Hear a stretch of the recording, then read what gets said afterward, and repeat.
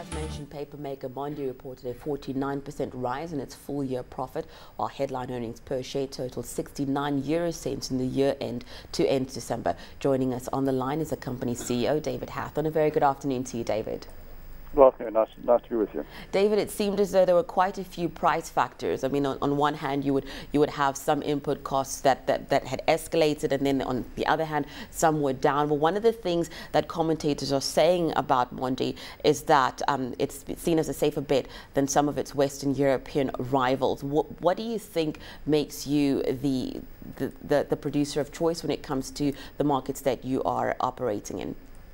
Well, I think it's very simple. We strategically for some time now have sought to secure and locate assets in the emerging markets which enjoy structural growth and, of course, significant cost advantage by comparison to operating in the West. So if you take Mondi versus its Western peers, we are outperforming them by a very substantial margin. We are exceeding our cost of capital and exceeding our hurdle rate of 15% return on capital we achieved in the past year. And I think this simply does reflect the fact that we have higher fundamental demand growth for our products, low operating cost base, and hence an ability to generate superior returns. Interestingly, if you look over a 5-year period, we have outperformed our peer group in terms of volume growth very materially, and we've outperformed our peer group in terms of margin growth throughout that period, which again I think is testament to the validity of that strategy. David, do talk to us about what's happening with that Viviers offer, because you had offered $374 million to buy the remaining 34% of that Polish unit. Where is that deal at now? There's really not much more we can say at this stage. The offer documentation has been posted to the shareholders in Poland. The subscription period starts in a week or so, and only once that has started will there then be any dialogue with them. So at this stage, we have no idea what the uptake will be on that. There was significant contribution from the State Farm Modernization project, and it seemed as though some of the acquisitions you'd made and some of the buys you'd made in the past seemed to feed into these results. Considering your strong cash position right now, can you talk to us about whether you are looking at other acquisitory growth, or are you going to be looking right now at just making the deals that you have right now go through and then probably look at organic growth?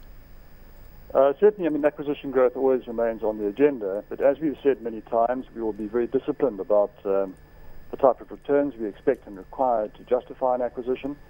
So right now, we have two acquisitions that are published, one of which is the power plant at the Viviers mill, and the second of which is the offer to the Viviers minorities. Beyond that, there are currently no acquisitions planned. We do have and have announced today 170 million euros worth of organic projects that are highly value accretive. These are projects which are largely debottlenecking. For example, in Car, we'll make another 100,000 tons of pulp with a very modest additional investment. And we have a number of energy projects across the group. Cumulatively, that's 170 million, and we expect to earn more than a 40% return on those projects. So highly value accretive stuff, and that's really where the energy has been focused for the time being. David, like most businesses, one of the things that had hurt earnings was that decline in the global economy. We are seeing a bit of an uptick right now. Do you think that in your next financial year you could have better numbers, or do you think that we do still have a way to recover, particularly with regard to what's happening in your industry? I certainly won't talk about profit numbers looking forward, but in terms of markets as they stand today, there's no doubt that last year started with a very strong market. The market softened as the macro factors became less certain into the second half, and the fourth quarter was fairly tough. Since from mid-December through into January, we've seen a nice order recovery coming through.